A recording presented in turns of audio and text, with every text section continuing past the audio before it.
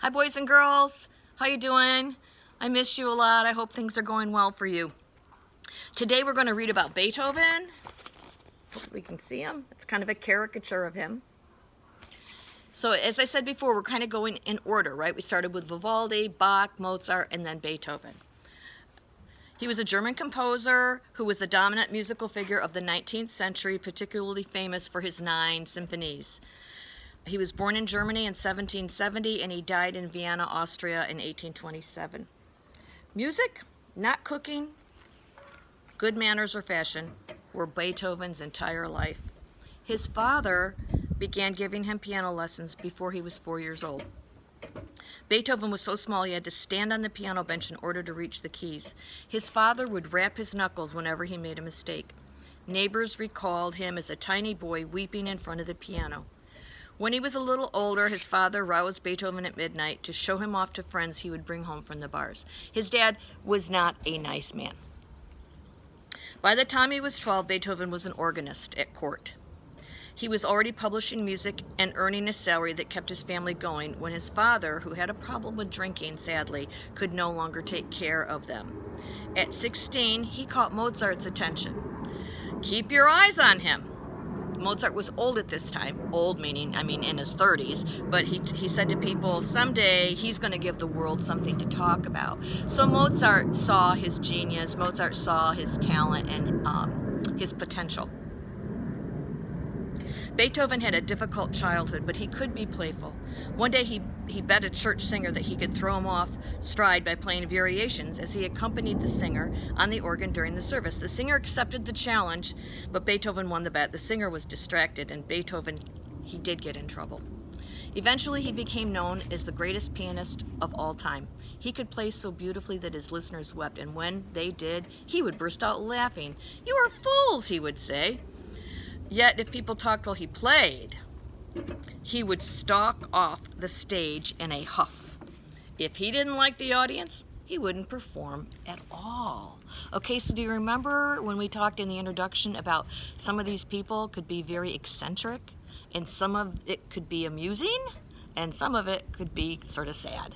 So I don't know if you want to see that as amusing or sad, but he was what we call temperamental, for sure.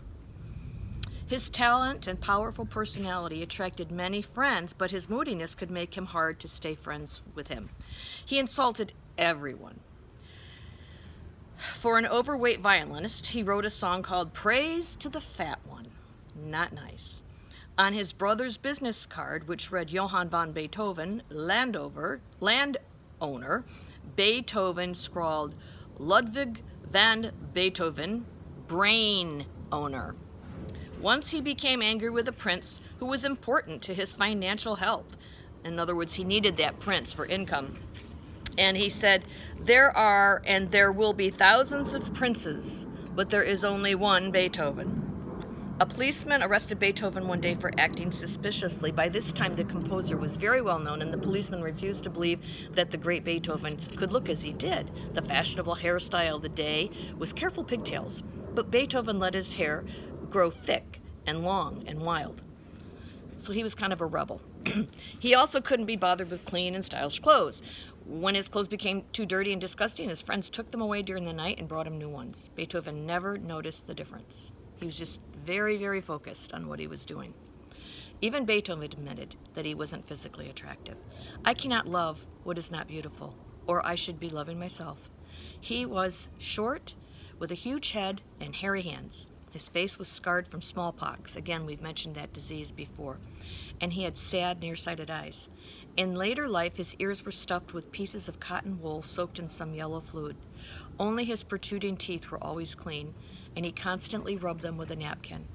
One of his favorite foods was macaroni and cheese. He also liked red herring, a mushy soup of bread and eggs, and strong coffee that he made himself, exactly 60 beans to a cup.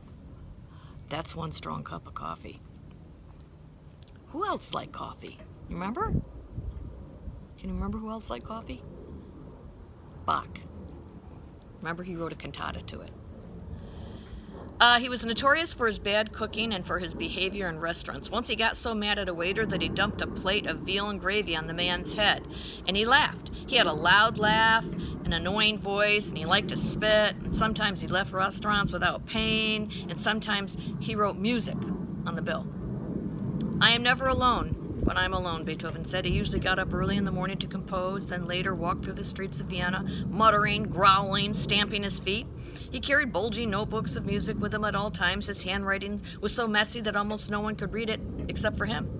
In the afternoon, he'd go to a coffee house to gossip or read newspapers. Sometimes he worked all night by moonlight, going without food or sleep, more to keep awake than to clean. He would pour pitchers of water over his head, which annoyed the downstairs neighbors when the water flooded and the floor leaked through the ceiling.